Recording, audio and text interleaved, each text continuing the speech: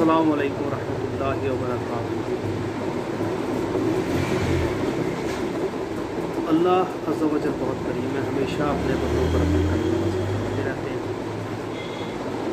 अल्लाह ही की करम नवाज़ी का तोहफ़ा है कि तमाम मखलूक़ात रिज़्क़ हासिल करते हैं। अल्लाह अज़्ज़ा व जल ने हमारे अपने अंदर एक तबीयत पैदा किया है जो तबीयत की शक्ल में हमारे जिस्म को बीमारियों से महफूज़ रखता है।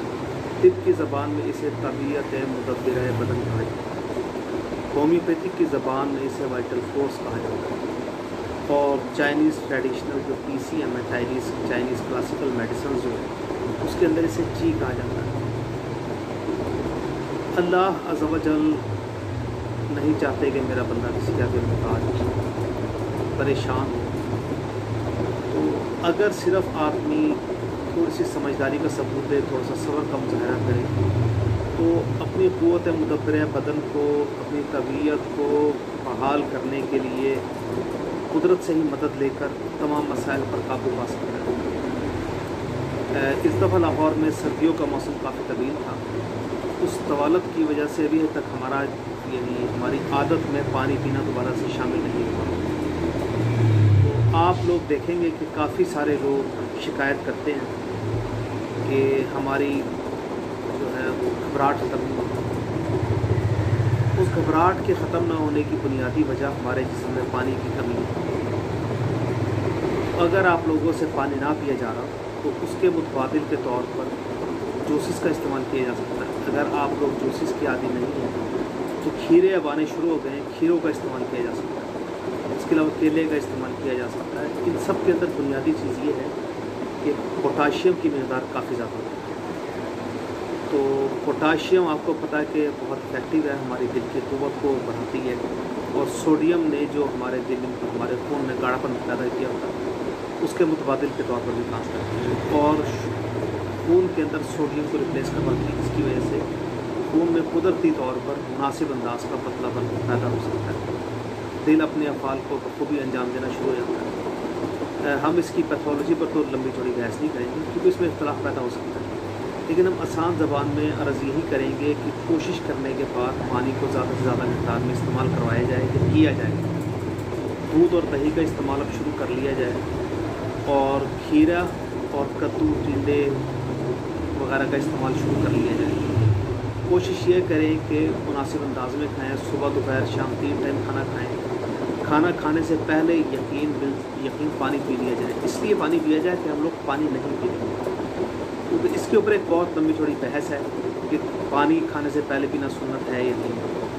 तो मेरे आका करीम सल्लल्लाहु अलैहि वसल्लम की सुन्नत तो ये थी कि आप पानी और नमक तनावल फरमाते थे खाना शुरू करने से पहले, लेकिन मेरे आका करीम सल्लल्लाहु अलैहि वसल्लम ने कभी दुनिया की तलब नहीं की। तो बहुत तवील अरसे ऐसा भी होता था कि 2-2 दिन, 3-3 दिन आप सरकार ने कुछ भी ना खाया होता, और 2-3 दिन के बाद भी सिर्फ पानी और खजूरी खाने के लिए मिलती।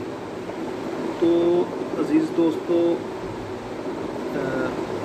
दुनिया के जो तमाम मामलात हैं वो अक़ल के हिसाब से, मौके की मुनासबत के हिसाब से, ज़ाहिर है हम लोग इतना तवक्कुल इख्तियार नहीं कर सकते। अल्लाह के नबी हज़रत मोहम्मद सल्लल्लाहु अलैहि वसल्लम की मिसाल तो है ही कोई नहीं, मौजूद ही कोई नहीं। और तकलीद के अंदर उसके अलावा अहमखाना मसलन अब कलौंजी के हवाले से बहुत ही शिद्दत के साथ बात की जाती है। कलौंजी हर उस मरीज़ की, हर उस मर्ज़ की शिफा है जिसका मरीज़ दिन में 1 या 2 मरतबा खाता हो, बहुत ज़्यादा मक़दार में ना खाता हो, जो पानी बहुत कसीर मक़दार में इस्तेमाल ना करता हो, और जो कलौंजी भी एक चुटकी की मक़दार में इस्तेमाल करे।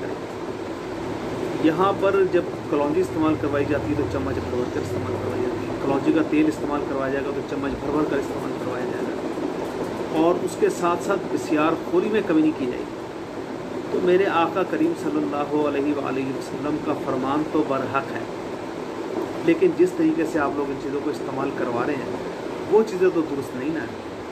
उनका ख्याल रखा जाए, और आका करीम सल्लल्लाहु अलैहि वसल्लम की मोहब्बत को अपने दिल में सबसे ऊपर और सबसे ख़ास जगह दी जाए, और यकीन रखा जाए कि मेरे आका करीम सल्लल्लाहु अलैहि वसल्लम के तरीके में ही शिफा है।